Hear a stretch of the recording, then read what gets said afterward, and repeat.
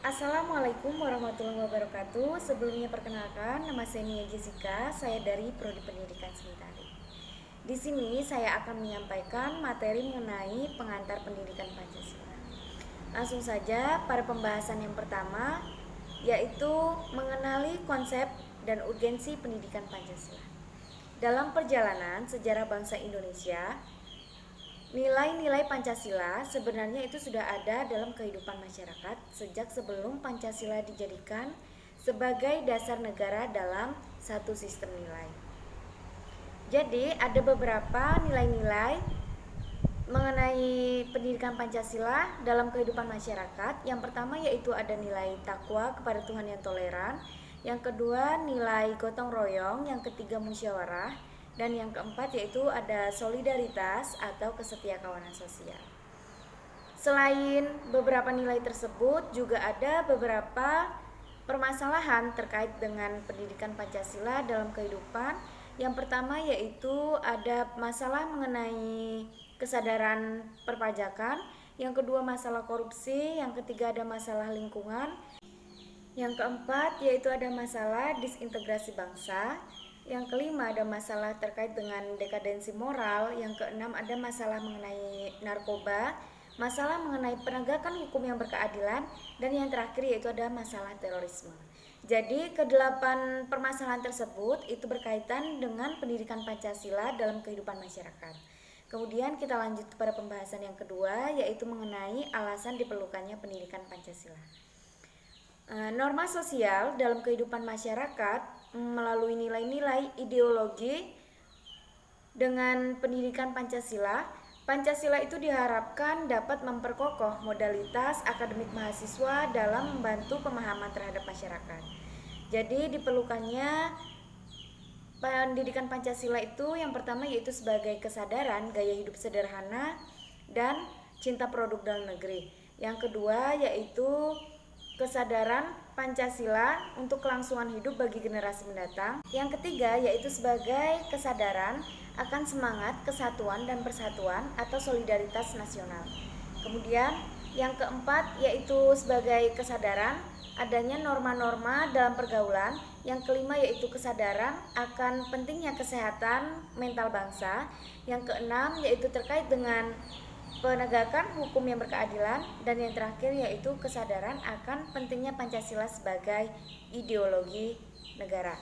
Kemudian kita lanjut kepada pembahasan yang ketiga yaitu menggali sumber historis, sosiologis, dan sumber politik pendidikan Pancasila.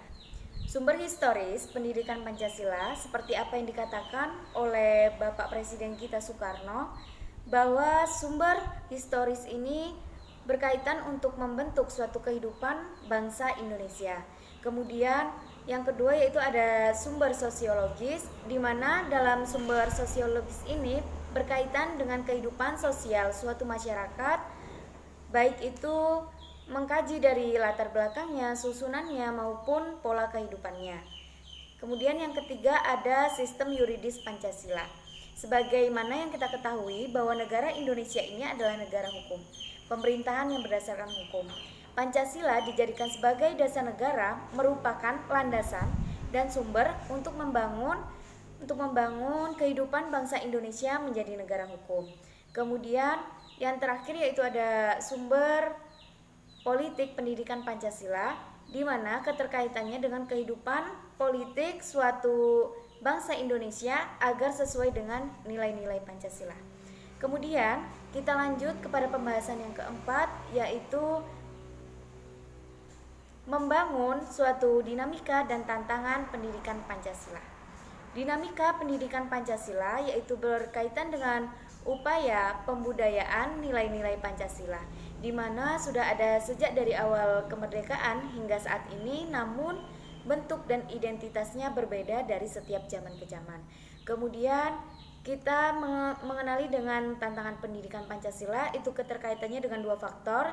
Yang pertama ada faktor internal dan yang kedua ada faktor eksternal. Faktor internal berkaitan dengan sumber daya, sedangkan faktor eksternal itu berkaitan dengan kehidupan para elit politik, di mana semakin maraknya gaya hidup hedonistik dalam lingkungan masyarakat. Kemudian masuk ke pembahasan yang terakhir, yaitu mendeskripsikan esensi dan urgensi pendidikan Pancasila.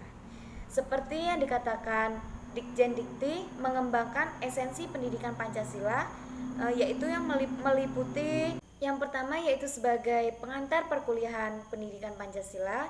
Kemudian yang kedua yaitu Pancasila dalam kajian sejarah bangsa. Yang ketiga, Pancasila sebagai dasar negara. Yang keempat, Pancasila sebagai ideologi negara. Yang kelima, Pancasila sebagai sistem filsafat. Yang keenam, Pancasila sebagai sistem etika. Dan yang terakhir yaitu Pancasila dijadikan sebagai dasar negara dalam pengembangan ilmu. Dari beberapa materi yang saya sampaikan dapat ditarik kesimpulan bahwa mata kuliah pendidikan Pancasila ini merupakan upaya sadar dan terencana untuk mewujudkan proses pembelajaran bagi mahasiswa agar mahasiswa dapat mengembangkan potensi dalam dirinya, baik meliputi pengetahuan, keterampilan maupun keahlian sesuai dengan prodinya masing-masing. Kemudian ada pentingnya pendidikan Pancasila untuk menjawab tantangan bagi dunia dalam mempersiapkan warga negara yang memiliki suatu pengetahuan, keahlian, dan pemahaman sesuai dengan nilai-nilai Pancasila. Nah, mungkin itu saja yang dapat saya sampaikan dari pembahasan materi mengenai pengantar pendidikan Pancasila. Salah hilafnya saya mohon maaf. Saya akhiri, wassalamualaikum warahmatullahi wabarakatuh.